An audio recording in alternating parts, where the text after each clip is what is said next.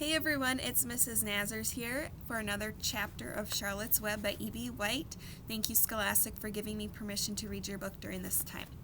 Today's chapter is going to be The Miracle. The next day was foggy. Everything on the farm was dripping wet. The grass looked like a magic carpet.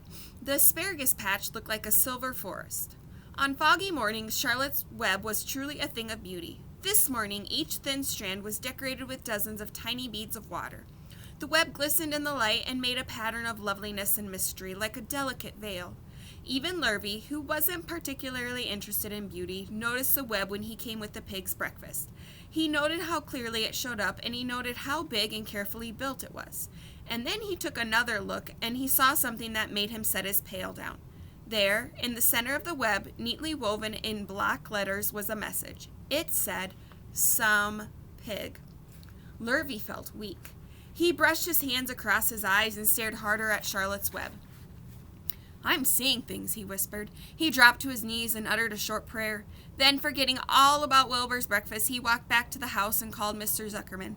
"I think you'd better come down to the pig pen," he said. "What's the trouble?" asked Mr. Zuckerman. "Anything wrong with the pig?" "No, not exactly," said Lurvy. "Come and see for yourself." The two men walked silently down to Wilbur's yard. Lurvy pointed to the spider web. "Do you see what I see?" he asked.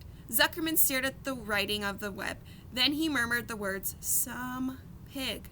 Then he looked at Lurvy. Then they both began to tremble. Charlotte, sleepy after her night's exertions, smiled as she watched. Wilbur came and stood directly under the web. "Some pig," muttered Lurvy in a low voice. "Some pig," whispered Zuckerman. They stared and stared for a long time at Wilbur. Then they stared at Charlotte. "You don't suppose that spider," began Mr. Zuckerman, but he shook his head and didn't finish his sentence. Instead, he walked solemnly back up to the house and spoke to his wife. "Edith, something has happened," he said in a weak voice. He went into the living room and sat down, and Mrs. Zuckerman followed. "I've got something to tell you, Edith," he said. "You better sit down." Mrs. Zuckerman sank into a chair. She looked pale and frightened. "Edith," he said, trying to keep his voice steady, "I think you had best be told that we have a very unusual pig." A look of complete bewilderment came over Mrs. Zuckerman's face. "Homer Zuckerman, what in the world are you talking about?" she said. "This is a very serious thing, Edith," he replied. "Our pig is completely out of the ordinary." "What's unusual about the pig?" asked Mrs. Zuckerman, who was beginning to recover from her scare.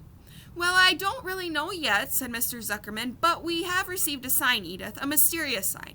A miracle has happened on this farm. There's a large spider's web in the doorway of the barn cellar right over the pig pen, and when Lurvy went to feed the pig this morning, he noticed the web because it was foggy, and you know how a spider web looks very distinct in a fog.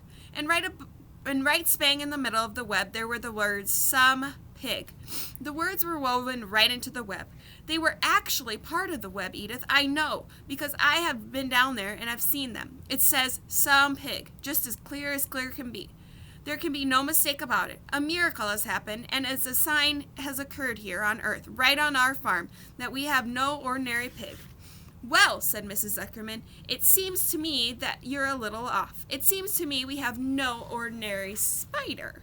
"Oh, no," said Zuckerman, "it's the pig. That's unusual. It says so right there in the middle of the web." "Maybe so," said Mrs. Zuckerman. "Just the same, I intend to have a look at that spider." "It's just a common gray spider," said Zuckerman. They got up, and together they walked down to Wilbur's yard. "You see, Edith, it's just a common gray spider." Wilbur was pleased to receive so much attention. Lurvy was still standing there, and Mr. and Mrs. Zuckerman, all three, stood for over an hour, reading the words on the web over and over and watching Wilbur. Charlotte was delighted with the way her trick was working. She sat without moving a muscle and listened to the conversation of the people. When a small fly blundered into the web just beyond the word pig, Charlotte dropped down quickly and rolled the fly up and carried it out of the way.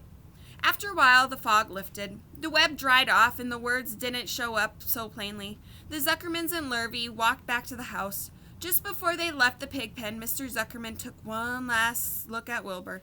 "You know," he said in an important voice, "I've thought all along about that pig of ours was an extra good one. He's a solid pig. That pig is as solid as they come. You notice how solid he is around the shoulders, Lurvy?" Sure I do," said Lurvy. "I've always noticed that pig. He's quite a pig." "He's long and he's smooth," said Zuckerman.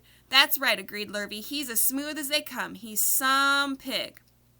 When Mr. Zuckerman got back to the house, he took off his work clothes and put on his best suit.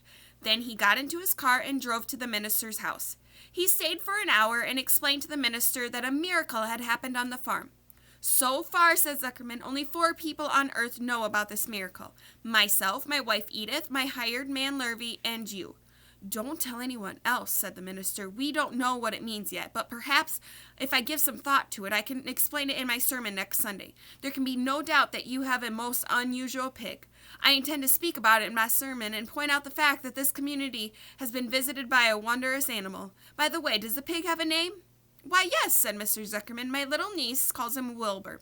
She's a rather queer child, full of notions. She raised the pig on a bottle, and I bought him from her when he was a month old."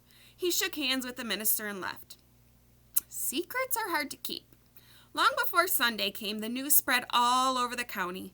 Everyone knew that a sign had appeared in a spider's web on the Zuckerman place. Everyone knew that the Zuckermans had a wondrous pig. People came from miles around to look at Wilbur and to read the words on Charlotte's Web. The Zuckermans' driveway was full of cars and trucks from morning till night.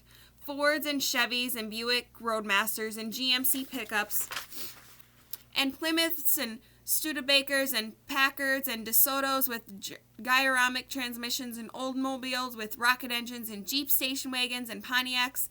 The news of the wonderful pig spread clear up into the hills, and farmers came rattling down in buggies and buckboards to stand hour after hour at Wilbur's pen, admiring the miraculous animal. All said they had never seen such a pig before in their lives.